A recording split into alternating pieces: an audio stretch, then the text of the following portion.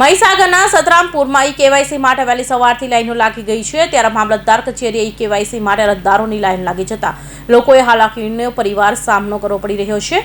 ગ્રામ્ય વિસ્તારના લોકો ખાઈ રહ્યા છે ગરમના ધક્કા। બીજી તરફ ઓનલાઈન કામગીરી લઈ લોકોને ભારે હાલાકી પડી રહી છે। અરજદારોના કામ 1 મહિનાથી ન થતા આક્રોશ જોવા મળી રહ્યો છે।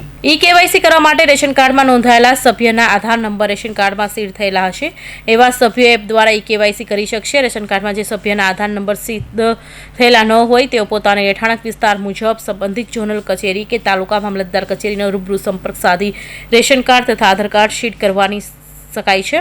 છતાં પણ સર્વર ચાલશે કે કેમ, તેમનો નંબર આવશે કે કેમ તેવા સવાલો ઊભા થતા હોય છે। કેટલાક વાલીઓ છેલ્લા 1 સપ્તાહથી તો કેટલાક વાલીઓ સતત 2 દિવસથી કેવાયસી માટે સવારથી લાઈનોમાં ઊભા રહે છે, પરંતુ કોઈને કોઈ કારણસર તેમને ધક્કા ખાવાનો જ વખત આવતા સરકારી તંત્ર પર રોષ ઠાલવ્યો છે। વાલીઓની એક જ માંગ છે, કોઈ પણ યોજનાઓ બહાર પાડો તો સૌપ્રથમ તેની યોગ્ય સિસ્ટમ ગોઠવવી જોઈએ, જેથી કરીને વાલીઓ કે બાળકોને સુવિધાનો અહેસાસ ન થાય અને સરળતાથી કામ થાય તેવી માંગ કરી છે। અલગ વિભાજન માટે સાહેબ ચાલે છે, એના માટે આ ભીડ છે બધી, બરાબર। આમાં લાઈન બહુ લાગેલી છે અને નંબરમાં પડ્યા છે। હવે અહીંયા કામ કરવાવાળા 2 જ લોકો છે, કામ થતું નથી વ્યવસ્થિત। મારે પરમિટ અલગ વિભાજન માટે 1 મહિનાથી હું ફરું છું, તો આજે સિક્કો માર્યો તો છનન ઉપર સિક્કો મારવામાં આવ્યો, પણ ફોર્મ ઉપર સિક્કો નહીં માર્યો।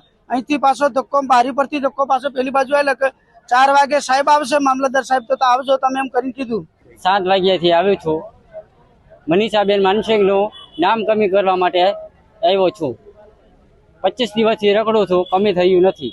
કામગીરીમાં એક જ માણસ કામ કરે, કેટલું માણસનું કામ કરી શકે? સાંજે 6 વાગ્યા સુધી અમે સંતરામપુર તાલુકામાં રખડતા હોય। હું રેશન કાર્ડમાં અમુક કતારો લાંબી લાઈનો જોઉં છું, માણસો બહુ તકલીફ પડે છે ને અમારું કામ ધાર્યું કામ થતું નથી। રેશન કાર્ડ કઢાવે છે, લોકોને અનાજ નથી મળતું સાહેબ, અનાજ મળે એવી સહાય કરો અને આ ગીરદી ઓછી કરો। આ સાહેબ 2 મહિના છે, દર વખતે સોમવારે મંગળવારે ફૂલ ગીરદી રહે છે, ધારે કામ નથી થતા।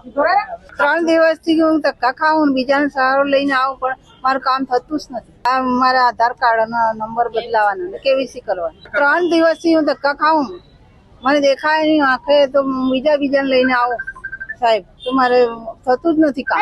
કેન્દ્ર અને રાજ્ય સરકાર દ્વારા સરકારી શાળામાં વિવિધ ધોરણમાં અભ્યાસ કરતા વિદ્યાર્થીઓ માટે જુદી જુદી સહાય યોજના બહાર પાડે છે અને વિદ્યાર્થીઓને તે યોજનાનો લાભ લેવા માટે આધાર કાર્ડ અને રેશન કાર્ડ વર્તમાન સ્થિતિ અપડેટ હોવું જરૂરી છે। હાલમાં કેન્દ્ર સરકારની શિષ્યવૃત્તિ સહાય માટે કાર્યવાહી જરૂરી છે, જેમાં SSC અને ST કેટેગરીના વિદ્યાર્થીઓને લાભ મળી શકે છે। કૌશિક પટેલનો report, Hind TV news, Surat.